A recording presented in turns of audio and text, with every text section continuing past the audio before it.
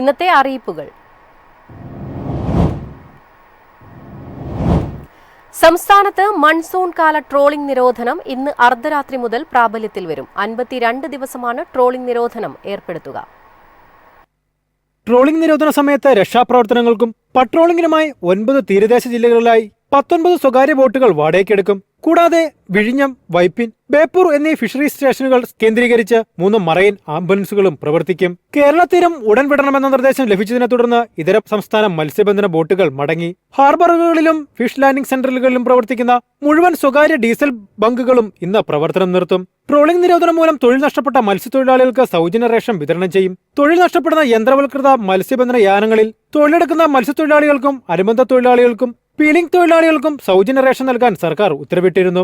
തോണിയിലും inboard വള്ളത്തിലും മീൻപിടുത്തം നടത്തുന്ന പരമ്പരാഗത മത്സ്യത്തൊഴിലാളികൾക്ക് ട്രോളിംഗ് സമയത്തും കടലിൽ പോകാം. നിരോധനം ലംഘിക്കുന്ന ബോട്ടുകൾക്കെതിരെ നിയമ നടപടി സ്വീകരിക്കും. നിരോധന കാലയളവിൽ ഇൻബോർഡ് വള്ളങ്ങളോടൊപ്പം ഒരു കാരിയർ വള്ളമേ അനുവദിക്കൂ. എല്ലാ തീരദേശ ജില്ലകളിലും 24 മണിക്കൂറും പ്രവർത്തിക്കുന്ന ഫിഷറീസ് കൺട്രോൾ റൂമുകൾ പ്രവർത്തനം ആരംഭിച്ചിട്ടുണ്ട്. News desk MyFin TV. കല്യാണങ്ങൾക്കും സ്വകാര്യ പരിപാടികൾക്കുമായുള്ള ചാർട്ടേഡ് ട്രിപ്പുകൾക്ക് നിരക്ക് കുറച്ച് KSRTC. ഓർഡിനറി മുതൽ വോൾവോ വരെയുള്ള സർവീസുകൾക്ക് പുതിയ നിരക്ക് ബാധകമാണ്. ബസ്സുകൾ അറ്റകുറ്റപ്പണി നടത്തി നിരത്തിലിറങ്ങിയതോടെയാണ് കൂടുതൽ ബസ്സുകൾ സ്വകാര്യ ട്രിപ്പിന് ലഭ്യമായത്. ഇതുപ്രകാരം 4 മണിക്കൂർ ദൈർഘ്യമുള്ള 40 കിലോമീറ്റർ യാത്രയ്ക്ക് മിനി ബസ് ആണെങ്കിൽ 3500 രൂപ നൽകിയാൽ മതി. 8 മണിക്കൂർ, 12 മണിക്കൂർ, 16 മണിക്കൂർ എന്നിങ്ങനെയും ഒപ്പം കിലോമീറ്ററും ചേർത്താണ് നിരക്ക്. GST കൂടി ചേർത്തുള്ള തുകയാണിത്. 4 മണിക്കൂറിന് ഓർഡിനറി ബസ് ആണെങ്കിൽ 3600 രൂപയാണ്. പഴയ വാടക പ്രകാരം 4 മണിക്കൂറിന് ഓർഡിനറി ബസ്സിന് 8500 രൂപയും ഫാസ്റ്റ് പാസഞ്ചറിന് 9000 രൂപയും സൂപ്പർ എക്സ്പ്രസിന് 10000 രൂപയും വോൾവോയ്ക്ക് 13000 രൂപയുമായിരുന്നു. GST അതിനു പുറമെ നൽകണമായിരുന്നു. 40 കിലോമീറ്റർ എന്നത് ട്രിപ്പ് പോയി തിരിച്ചു വരുന്ന ദൂരമാണ്. അധികമായി വരുന്ന ഓരോ കിലോമീറ്ററിന് ബസിന്റെ ക്ലാസ് അനുസരിച്ചുള്ള തുകയും GSTയും നൽകണം. News desk MyFin TV. Office സമയം കഴിഞ്ഞാലും അവധി ദിനമാണെങ്കിലും പണത്തിന് ആവശ്യമെങ്കിൽ മൊബൈൽ ആപ്പ് വഴി ഉടനടി അക്കൗണ്ടിലെത്തും. അതാണ് KSFE smart gold over draft. ഏത് ശാഖയിലും സ്വർണം വയ്ക്കൂ. മൊബൈൽ ആപ്പ് വഴി എപ്പോഴും എവിടെ വെച്ചും പണം പിൻവലിക്കൂ. പരമാവധി 50 ലക്ഷം രൂപ വരെ. അതിവേഗ പ്രോസസിംഗ്, 24/7 സേവനം. ഇനി ആവശ്യങ്ങൾക്ക് അവധി കൊടുക്കേണ്ട, സമയവും നോക്കേണ്ട.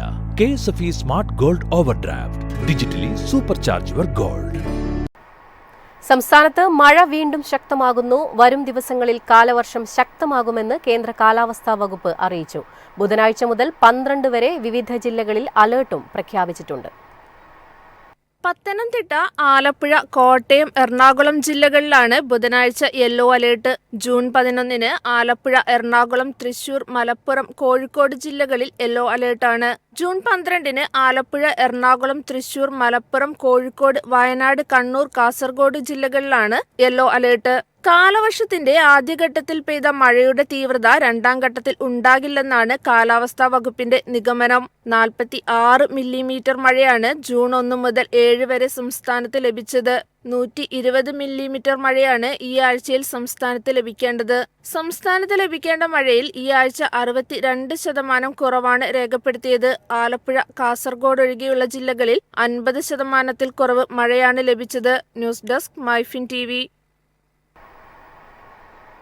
സംസ്ഥാന പരിസ്ഥിതി കാലാവസ്ഥാ വ്യതിയാന ഡയറക്ടറേറ്റ് വിദ്യാപോഷിണി ഫെലോഷിപ്പിനായി ബിരുദാനന്തര ബിരുദ വിദ്യാർത്ഥികളിൽ നിന്നും അപേക്ഷ ക്ഷണിച്ചു. വിശദാംശങ്ങളും അപേക്ഷയുടെ മാതൃകയും www.envt.kerala.gov.in എന്ന വെബ്സൈറ്റിൽ ലഭ്യമാണ്. അപേക്ഷകളും അനുബന്ധ രേഖകളും ജൂൺ 30-ന് മുൻപായി സമർപ്പിക്കണം. മെയ് 24-ന് നടന്ന ബിരുദതല പൊതുപ്രാഥമിക പരീക്ഷ എഴുതാൻ കഴിയാത്തവർക്ക് ജൂൺ 28-ന് നടക്കുന്ന 2ാം ഘട്ട പരീക്ഷയ്ക്ക് അവസരം നൽകുമെന്ന് PSC അറിയിച്ചു. ഉദ്യോഗാർത്ഥികൾ മതിയായ രേഖകൾ സഹിതം അവരവരുടെ പരീക്ഷാ കേന്ദ്രം ഉൾപ്പെടുന്ന PSC ജില്ലാ ഓഫീസിലാണ് അപേക്ഷ നൽകേണ്ടത്. ജൂൺ 9 വരെ അപേക്ഷ സമർപ്പിക്കാം.